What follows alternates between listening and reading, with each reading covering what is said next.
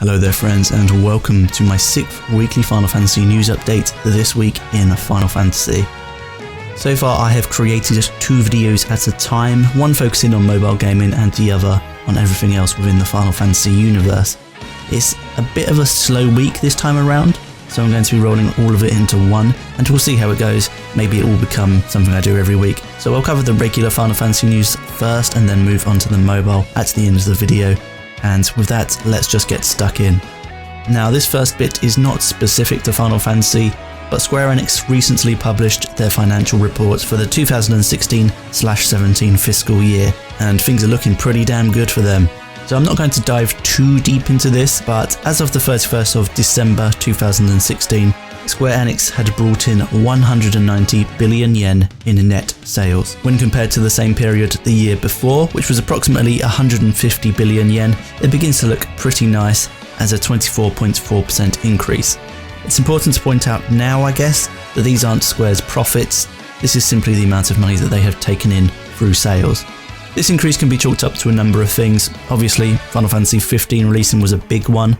Square have been killing it on the mobile market recently, and there's been numerous smaller but not to be forgotten releases such as World of Final Fantasy and Rise of the Tomb Raider on PS4.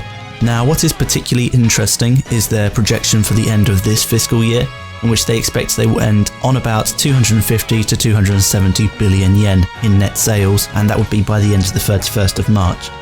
That's between a 16.8 and 26.1 increase from the previous fiscal year, but if we go to the middle of the road at 21.4%, then we don't actually see that much of a decrease in momentum from the previous 3 quarters, which included the release of Final Fantasy 15, which was obviously pretty huge. Now, there's a few possible reasons for this. Firstly, and probably most obviously as well, the Kingdom Hearts 2.8 collection could explain some of this, and maybe they're expecting Nier Automata to be hugely successful as well, and I believe that it will be, but probably not on the same level as Final Fantasy 15 was. Perhaps Square Enix are thinking that between Kingdom Hearts 2.8, Nier, and the mobile games, this growth can be sustained. For example, Dissidia Opera Omnia has just been released in Japan, and it's doing pretty well over there. However, since it is Final Fantasy's 30th anniversary, and we know there are more Final Fantasy games in the pipeline, I do wonder if we'll be getting something between now and the end of March. Maybe the Final Fantasy 15 mobile game from Machine Zone will be making an emergence sometime soon. Either way, good news for Square Enix and good news for us fans. Okay, let's move on to Final Fantasy 15 with a related note. DualShockers recently interviewed Tabata, who told them that the game had broken even on day one. That's right, Final Fantasy 15 was such an insane success that by the time it was released, through pre-orders and day one purchases, it was already ready to make Square a profit. Now, I have no idea how common this is in the industry, but for a game that had gone through as much development turmoil as Final Fantasy 15 had, this is outstanding news. In addition to this, Square Enix have announced that 70% of the development team for Final Fantasy 15 are still working on the game. We don't know how long they will be doing so, but 70% is a huge amount of people, which obviously suggests that we're getting a huge amount of new content and they're still doing a lot of work on the game. So there's some exciting implications for the upcoming DLCs. And the first of these 3 DLCs, or patches basically, will be on the 21st of February in some capacity, which should include a sort of, but not really, 60 FPS patch, a level cap increase, but not the Power Rangers suits. And DualShockers has been on point this week. They got themselves a little look at the currently in development character creator for Final Fantasy 15, which is pretty bare bones at present, but there you go. There was also a recent showcase from Square Enix showing off the developments of the off-road driving, which looks as though it's coming on pretty damn well. We have also heard news that there are no plans to bring Final Fantasy 15 to the Nintendo Switch. I think that was pretty much expected anyway. But if you were looking forward to playing Final Fantasy 15 on the go, then sorry to be the bearer of bad news. Right, let's move on to the mobile section of the video now and start with old Mobius Final Fantasy. As of last week, Mobius Final Fantasy is available to play for free on Steam, and with it, the Final Fantasy VII Remake event was launched, as well as the Soldier First Class Legendary Job. They changed up how the Legendary Job is available. This time he comes as a rare bonus through greater ability summons and the 3 or 4 star summons as well.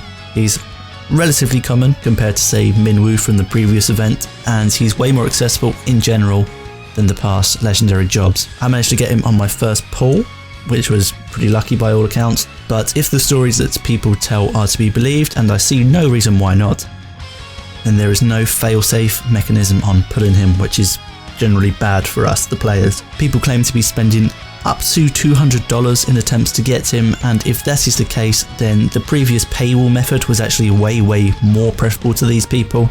I think there needs to be a nice middle ground really. The best way, in my opinion, is just to add him to the pool of Final Fantasy VII Remake ability cards, since he's pulled in the same way anyway. That way, during the event period, he can be pulled with an eventual 100% guarantee if the player invests enough, and after the event period, simply add him as a bonus like he is implemented now, so that he's always available in some capacity. Global Mobius team, get it done. There's also currently a 10 million worldwide download celebration going on, and you'll be given tons of free shit like crystals, elixirs, a lot of gil for no reason, and there's also a special login bonus going on at the moment, which will give you 14 summon tickets and 2 grow stars, which seems insanely generous for Mobius. On the 14th, we'll see the next portion of the Remake event open up as well, which should allow us to complete Masamune and offer up the remaining Remake ability cards as well. Finally, there's a mini Valentine's event going on right now, where if you use the Choco Echo Spirit, which was sent out for free, and that's a chocolatier, not a chocobo, which is disappointing, but if you have her active, you will receive a bonus to your skill unlock rate, and that promotion lasts up until the 19th of February, so don't use anything else basically. Right, onto Brave Exvius then, which also has a Valentine's event going on, the Trial of Love, which is your typical exploration event, and it has an associated banner with it which has Marie, who is an original unit, and Cupid Artemios and Cupid Luna as well. The Secret of Mana collaboration is also still running until later on this week on the 17th, so make sure you finish up getting whatever resources you need from that. And that is it from Brave Exvius. Record Keeper next then, and there is some new stuff going on here. First off, the game's 2nd anniversary is imminent, so get logging in to collect bonus Mithril, as well as to enjoy the occasion. There's also another small Valentine's Day event, and that's begun already, and is giving out free Mithril through logins, and has a jamming new lobby theme as well, which is a rearrangement of Aiko's theme. As for regular events, the Final Fantasy IV, the Blue Planet will be ending very soon, so finish it up if you need to. And the Dawn of a Legend Final Fantasy I event will be continuing up until this point next week. We will also be seeing the Final Fantasy VIII Gutting Winds Soaring Lightning event on the 16th of February, so get your Final Fantasy VIII units ready for that. And that is pretty much it for this week, so I hope you found this week's roundup nice. If you did, you can let me know via a like, a comment or a subscribe. As always, thanks for watching guys, and I shall see you in the next one.